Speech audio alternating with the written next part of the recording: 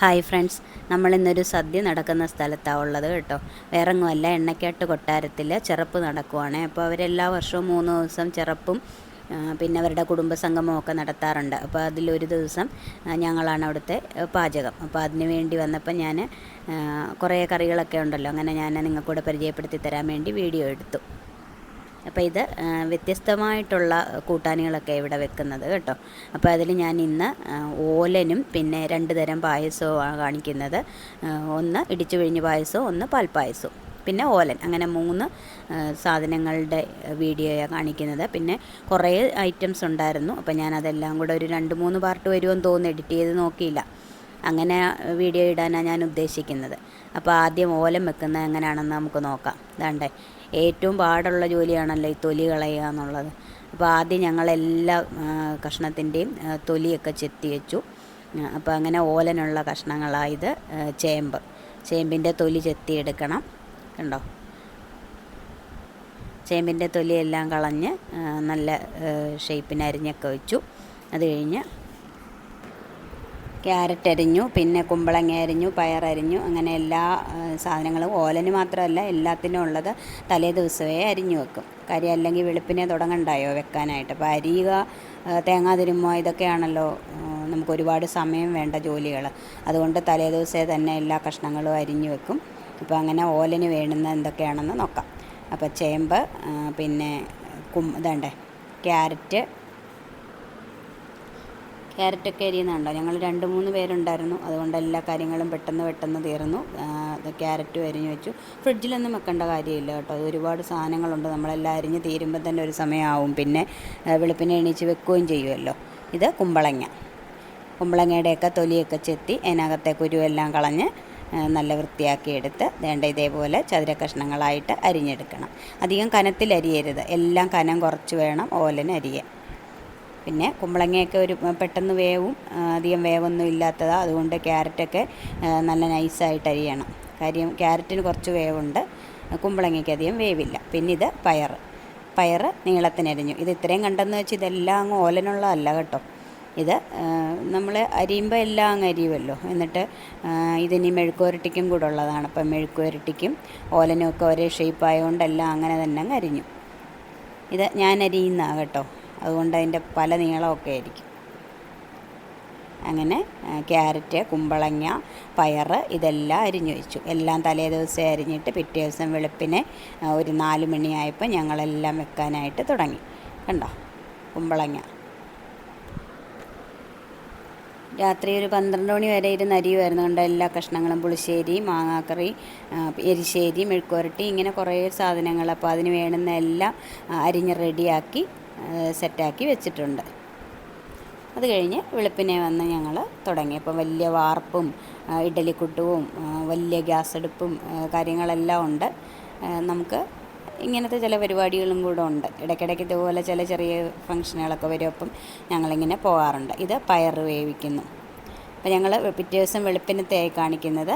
അരിഞ്ഞതെല്ലാം തലേ ദിവസം, പിറ്റേ ദിവസം രാവിലെ വന്ന് എല്ലാം ഓരോ കഷ്ണങ്ങളായിട്ട് വേവിച്ചു. അപ്പോൾ പയറൊക്കെ ഒന്നിച്ചങ്ങ് വേവിക്കാനിട്ടു. ഇത് വൻപയർ, നമ്മുടെ ഓലന് വേണ്ടുന്ന സാധനങ്ങളായി. ഇനി എന്തൊക്കെയാണെന്ന് നോക്കാം. ഇത് വൻപയർ വെള്ളത്തിലിട്ട് വെച്ചിരുന്നു. കുറച്ച് നേരം അത് കുതിർന്നതിന് ശേഷം അത് വേവിച്ച് വെച്ചു. പിന്നെ ഇത് ചേന 2-3 കൂട്ടാനുകൾക്ക് വേണമല്ലോ. അപ്പോൾ അതുകൊണ്ട് പുളിശ്ശേരി, എരിശ്ശേരി ഇങ്ങനത്തെ കാര്യങ്ങൾക്കൊക്കെ വേണം. അതുകൊണ്ട് ചേനയെ ഒന്നിച്ച് വേവിക്കാനായിട്ട് വെച്ചു.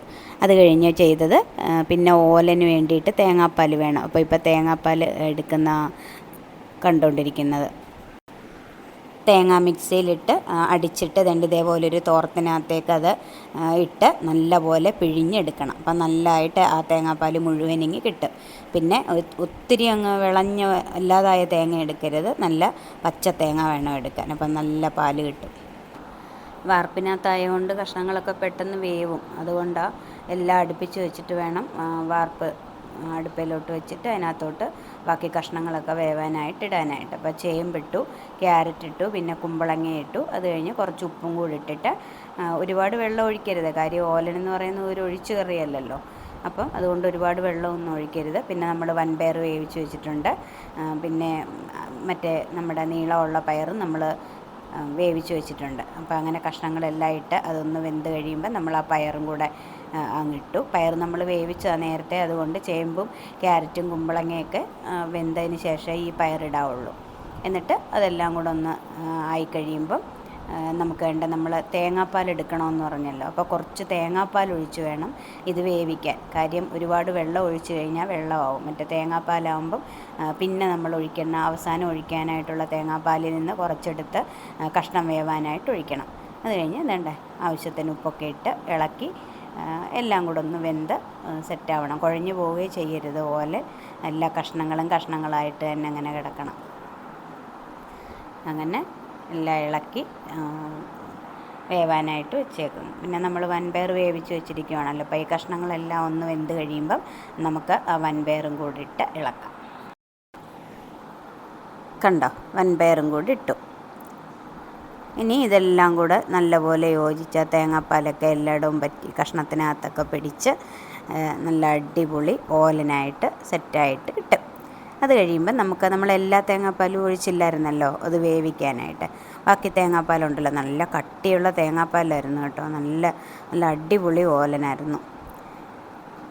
അങ്ങനെ ഇനി നമുക്ക് ആ അവസാനത്തെ ബാക്കിയുള്ള തേങ്ങാപ്പാലും കൂടെ ഒഴിച്ച് ഓലൻ റെഡിയാക്കി എടുക്കാം.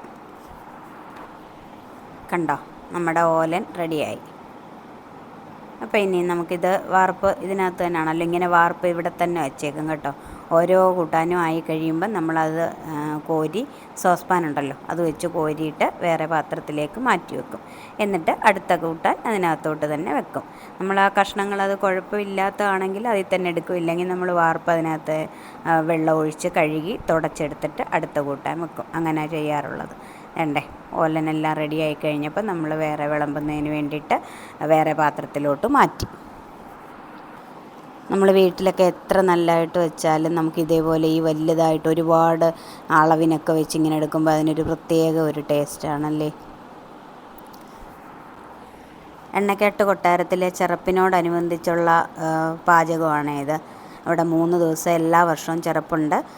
അച്ഛനുണ്ടായിരുന്ന കാലം തൊട്ട്, അച്ഛനിവിടെ പൂജ കഴിച്ചുകൊണ്ടിരുന്ന കാലം തൊട്ട് ഞങ്ങളും എല്ലാ വർഷവും ഇവിടെ വരാറുണ്ട്. ഞങ്ങളെ ക്ഷണിക്കാറുണ്ട്. അങ്ങനെ ഞങ്ങളും വരാറുണ്ട്. ഇത് ഞങ്ങളാദ്യം വന്ന് ഗ്യാസെല്ലാം ഫിറ്റ് ചെയ്ത് നമ്മളാദ്യം വാർപ്പ് അടുപ്പയിലോട്ട് വെച്ചപ്പോൾ ആദ്യം വന്നു കഴിഞ്ഞാൽ പാചകം തുടങ്ങുന്നതിന് മുമ്പ് ഗണപതിക്ക് വെച്ച് വിളക്കൊക്കെ കത്തിച്ച് വെക്കണമല്ലോ. അങ്ങനെ വിളക്കൊക്കെ കത്തിച്ച് പ്രാർത്ഥിച്ചതിന് ശേഷം ഞങ്ങൾ അടുപ്പ് കത്തിച്ച് തുടങ്ങുന്ന സമയമായത്. അപ്പോൾ ആദ്യം വെച്ചത് ഓലനല്ല കേട്ടോ. ഓലനൊക്കെ വെളുപ്പിനെ വെച്ച ചീത്തയായി പോത്തില്ലേ. വേറെ കുറേ പരിപാടികളുണ്ടായിരുന്നു. കണ്ടോ, ഇതൊക്കെ കഴിഞ്ഞതിന് ശേഷമാണ് ഞങ്ങൾ ഓലനൊക്കെ വെച്ചത്. അപ്പോൾ അങ്ങനെ നമ്മുടെ ഒരു വിഭവം തയ്യാറായി, ഓലൻ. ഇനി ഞാൻ അടുത്തത് പായസം. 2 തരം പായസമുണ്ട്. ഒന്ന് ഇടിച്ചു പിഴിഞ്ഞ പായസവും പാൽപ്പായസവും. അപ്പോൾ പാൽപ്പായസം അരി വേവിച്ച് കഴിഞ്ഞ് അതിനകത്തോട്ട് പാൽ ഒഴിച്ച് നല്ലതുപോലെ തിളയ്ക്കണം. അരി നല്ലോണം വെന്തതിന് ശേഷമേ പാലൊഴിക്കാവുള്ളൂ. പാലൊഴിച്ച് കഴിഞ്ഞ് പാലും അരിയും കൂടെ വീണ്ടും അവിടെ കിടന്ന് തിളച്ച് നല്ലപോലെ കുറുകണം. ഒരുപാടങ്ങ് കുറുകി പോകരുത്. അത് കഴിഞ്ഞ് പഞ്ചസാരയിട്ട് നല്ലപോലെ തിളപ്പിച്ച് കഴിയുമ്പം നല്ല അടിപൊളി പാൽപ്പായസം. കണ്ടോ, നമ്മൾ ഈ വാർപ്പിനകത്തോട്ട് വെക്കുമ്പോൾ അതിനൊരു പ്രത്യേക രുചിയാണല്ലോ. അത് കഴിഞ്ഞ് ഈ പായസം വെച്ച് കഴിഞ്ഞ് നമ്മൾ ആ വാർപ്പിൻ്റെ സൈഡിൽ അതിങ്ങനെ പറ്റിയിരിക്കുമല്ലോ. അതിങ്ങനെ നമ്മൾ ചട്ടുകം വെച്ച് ചുരണ്ടിയെടുത്ത് കഴിക്കാൻ നല്ല അടിപൊളി ടേസ്റ്റാണ് അതിന്. കണ്ടോ, അപ്പം നമ്മുടെ പായസവും അങ്ങനെ റെഡിയായി, പാൽപ്പായസം. അടുത്ത നമ്മൾ ഇടിച്ച് പിഴിഞ്ഞ് പായസം ഉണ്ടാക്കുന്നത്. അപ്പോൾ അതിനും അരി ഉണക്കലരിയാണ് എടുക്കുന്നത്. അപ്പം നമ്മൾ അരി നല്ലപോലെ വേവിച്ചതിന് ശേഷം ശർക്കരയിട്ട് ഇനിയും ഈ അരിയും ശർക്കരയും കൂടെ നല്ലപോലെ ഒന്ന് വരണ്ട് വരണം. അപ്പോൾ ഈ ശർക്കര വെള്ള ശർക്കര ആയിരുന്നുകൊണ്ട് അതിന് കളറില്ലാതിരുന്നത്. പിന്നെ ഞങ്ങൾ മറ്റേ നമ്മുടെ കളറുള്ള ശർക്കരയും കൂടെ ഇട്ട് അരിയും ശർക്കരയും കൂടെ നല്ലവണ്ണം വരട്ടിയെടുത്തതിന് ശേഷം തേങ്ങാപ്പാലൊഴിച്ചു. തേങ്ങയുടെ 3-ാം പാലൊഴിച്ച് നല്ലപോലെ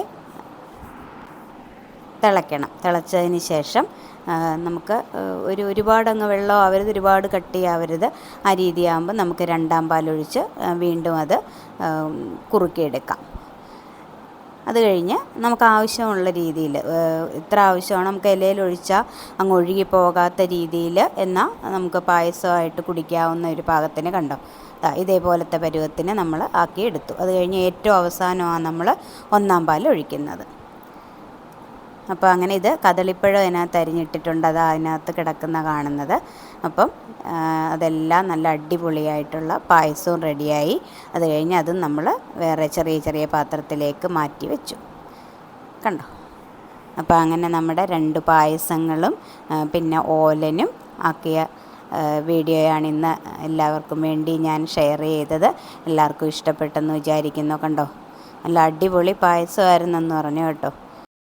ഇനി എന്തൊക്കെയായിരുന്നെന്ന് നമുക്കതെങ്ങനെയൊക്കെയാണ് ഉണ്ടാക്കിയതെന്നൊക്കെ നമുക്ക് ഇനി വരുന്ന ദിവസങ്ങളിൽ കാണാം. അപ്പോൾ എല്ലാവർക്കും ടാറ്റാ ബൈ ബൈ.